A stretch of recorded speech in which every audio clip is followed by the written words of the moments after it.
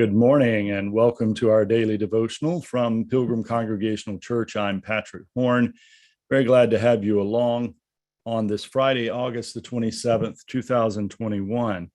We've been reading and studying from the book of James this week, and we will do so over the next few months. And we've started in James chapter 1, focusing particularly on verses 17 through 27. And today our focus will be on the last two verses in this chapter, verses 26 and 27.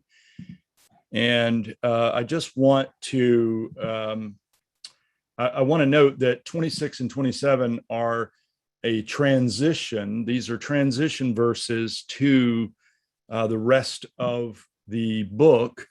And chapter 1 really serves as a summary and a notice of the things that James is going to talk about in the book. And he's going to talk about trials, and he's going to talk about treatment of the rich and the poor. He's going to emphasize that goodness is from God, that evil is not. He puts a lot of emphasis on this verse that we find in chapter 1. Be doers, not just hearers of the word. A lot of emphasis on bridling the tongue, and of course, looking after those who are in need. And I want to read 26 and 27. This is James chapter 1, verses 26 and 27. If any think they are religious and do not bridle their tongues, but deceive their hearts, their religion is worthless. Religion that is pure and undefiled before God the Father is this: to care for orphans and widows in their distress, and to keep oneself unstained by the world. So we can see here in another indication of the things that James is going to talk about in the rest of the book. In fact, the importance of bridling one's tongue, the importance of avoiding self-deception. This is a theme that will come up again in James. Here mentioned in verse 26, those that deceive their hearts, and then of course this emphasis on religion mostly being about taking care of those who are in need, and then to keep oneself unstained by the world.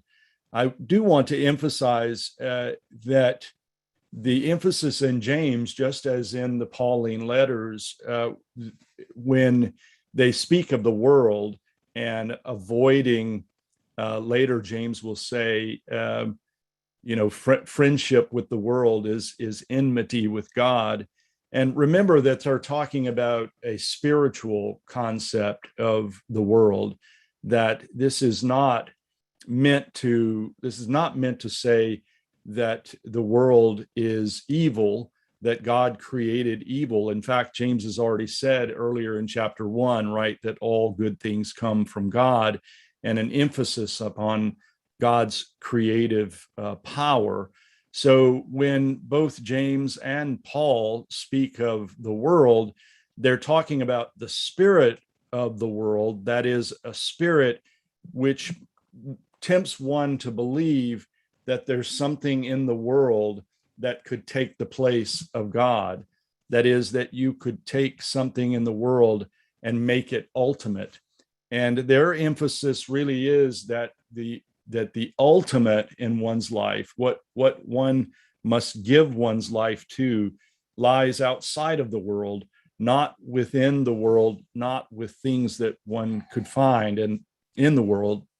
And James seems to be a little bit frustrated with those who think that they can have all the things of the world and make those things ultimate in their lives, and also have God. And James seems to be saying, no, you can't do that. The things in the world have to have their proper place. And if you place them higher than they should be, then that is enmity with God. That is an enemy of God. So a lot of care about how to keep these things, how to keep God's Spirit in its proper place in your life. And one of the ways that, or two specific ways that James talks about doing this is bridling your tongue, being careful what you say and how you say it.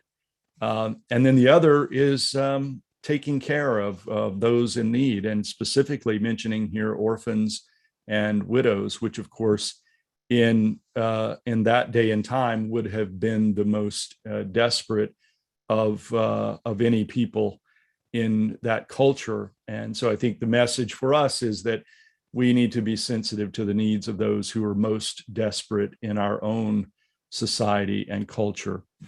Let's close with this word of prayer from W.E. Orchard. O God, who has made all things and ordered all things to fulfill thy purposes, we whom thou hast created to be free and choose the good, often and now do turn again to thee. For our freedom is found only in thy service, and there is no good that we desire besides thee. It cannot be that thou hast created what thou cannot govern, yet we've been strangely willful and rebellious. We have wrestled all night with one who would overcome us, and then in the morning light we have seen thy face and learned thy name. We have closed our door against an entreating voice to find that light and joy have departed from us. Surely thou wilt not leave us because we fought against thee. We did not know with whom we strove. Take not our refusal for an answer, but have pity on our misguided minds. Thus we lift to thee our broken cries. Thus we turn to thee our waiting eyes. If we may not see thee as thou art, then gather thyself into human form. Come to us through the night. Walk upon the waves of the storm and bid us be not afraid. If thy love cannot be told, then pour it forth in sacrifice, that we may see and understand. So shall our pain be assuaged and our hearts comforted of their sorrows.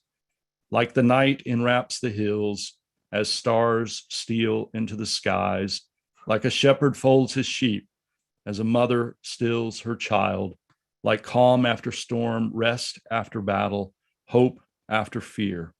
O come. Amen.